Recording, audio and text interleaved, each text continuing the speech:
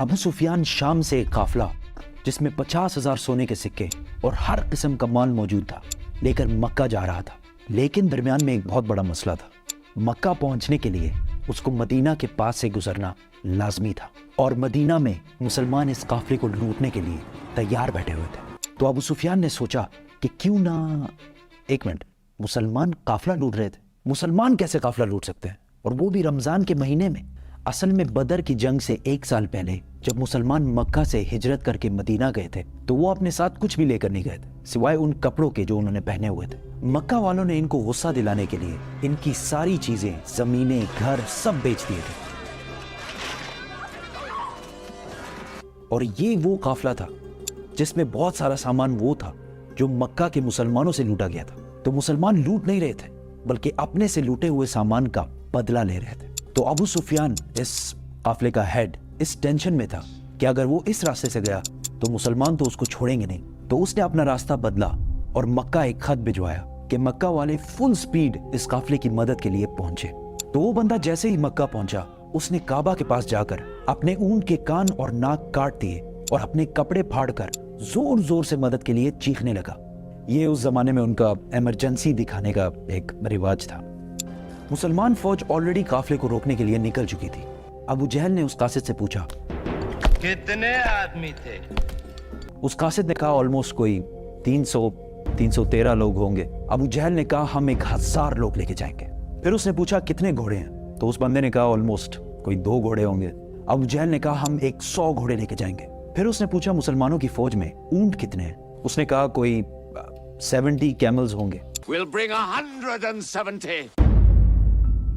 अबू सुफियान का काफिला main road को छोड़कर किसी और रास्ते से निकला और मुसलमानों की फौज से बचकर भाग गया। तो अब लड़ाई करने की कोई जरूरत नहीं थी क्योंकि काफिला तो बच गया। The caravan is safe. So there is no need to fight. Not fight. लेकिन अबू जहल ने कहा कि अब अगर काफिला बच भी जाए हम इन मुसलमानों को नहीं छोड़ेंगे क्योंकि इनके एक एक बंदे को मारने के लिए हमारे पास 3 लोग मौजूद हैं। We finish them tomorrow. We fight. Mohammad सल्लल्लाहु अलैहि वसल्लम ने अपनी फौज को बदर के पहले कुएं के पास जाकर पड़ाव डालने का हुक्म दिया। तो एक सहाबी ने आकर पूछा, या रसूलल्लाह, ये जगह आपने अल्लाह के कहने पे चूज की है या मशवरे से? तो आप सल्लल्लाहु अलैहि वसल्लम ने कहा कि ये तो हमने मशवरे से चूज की है। तो उसने कहा कि अगर हम आगे जाकर पड़ाव डालें तो वहां पानी भी ज्यादा है और हम दुश्मनों को इन कुओं पर कब्जा करने से भी रोक सकेंगे। आप सल्लल्लाहु अलैहि वसल्लम को इसका मशवरा बहुत पसंद आया और पूरी फौज आधी रात को इस जगह से इस जगह पर मूव हुई। दूसरे दिन अबू जहल की फौज जब सामने आई तो वो मुसलमानों से 3 गुना बड़ी थी। Utba, a very rich मक्कन businessman, अपने भाई और बेटे के साथ सामने आया और मुसलमानों को चैलेंज किया कि कोई है जो हमसे आकर लड़ाई कर सके। मदीना के 3 अंसार इनसे लड़ने के लिए सामने आए। तो उतबा ने कहा, ये कौन है? हमें अपने भाइयों के सर काटने हैं जिन्होंने अपने बाप दादाओं के रिलीजन से बगावत की है। हजरत हमजा, हजरत उबैदा और 24 ईयर ओल्ड अली रज़ियल्लाहु ताला अन्हु सामने आए और लड़ाई शुरू हुई। हजरत उबैदा जख्मी हुए लेकिन उतबा, उसका भाई और उसका बेटा तीनों मारे गए। उतबा का बेटा हुज़ैफा जो कि मुसलमानों की फौज में था, उसके सामने ही उसके बाप, भाई और चाचा को मार दिया गया लेकिन वो मुसलमानों की फौज में ही रहा। मुसलमानों को पता था कि दुश्मन के मुकाबले में उनकी फौज बहुत छोटी है, तो उन्होंने डिफेंसिव स्ट्रेटजी इख्तियार की कि यार हम तो अपनी जगह से नहीं लेंगे, तुम लोग आके हमला करो। इसी के साथ अबू जहल ने फुल फ्लेज हमले का हुक्म दिया क्योंकि उसका ख्याल था कि 2 मिनट का काम है, बस खत्म करके निकलते हैं यहाँ से। लेकिन ऐसा नहीं हुआ। आहिस्ता आहिस्ता हर एक मुसलमान के बदले 5 काफिर मरने लगे। काफिरों की फौज पीछे हटी और टेंशन में पड़ गई कि यार ये हम इनसे 3 गुना ज्यादा हैं और हम इनको इनकी जगह से भी नहीं ला पा रहे। मीनवाइल मुसलमानों ने अपनी सफों को बदला और फ्रेश लोगों को सामने लाकर खड़ा कर दिया। अबू जहल ने दोबारा फुल फ्लेज हमले का हुक्म दिया लेकिन फिर वही हुआ और काफिर फौज पीछे हटने लगी। लेकिन इस बार मुसलमानों ने इन पर हमला कर दिया और काफिरों की फौज बदर को छोड़कर हर तरफ भागने लगी। अबू जहल मारा गया।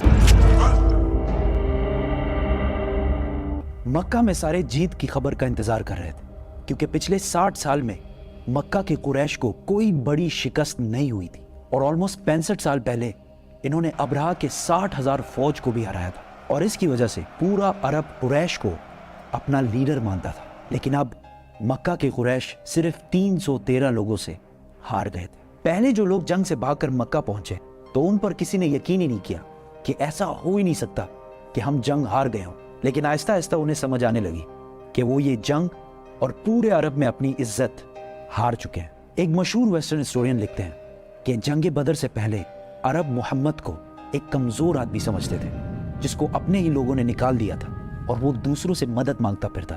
لیکن جنگ بدر کے بعد محمد ایک بادشاہ اور ملٹری جینیس کے طور پر پورے عرب میں مشہور ہو گیا کیونکہ انہوں نے اپنے سے 3 گنا بڑی فوج کو ہرا کر دکھایا تھا. جیت کی خبر لے کر جب مسلمان مدینہ پہنچے تو ہر طرف خوشی اور سیلیبریشن چل رہی تھی. لیکن جیسے ہی رسول اللہ صلی اللہ علیہ وسلم اپنے گھر میں داخل ہوئے تو ان کو پتہ چلا کہ ان کی بہت ہی پیاری بیٹی رقیہ جس سے وہ بہت پیار کرتے ہیں کچھ ہی دن پہلے فوت ہو چکی ہے.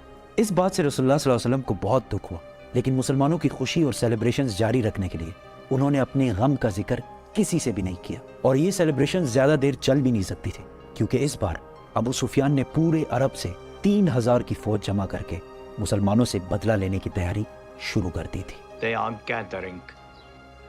Every young man with a sword is on his way to Mecca.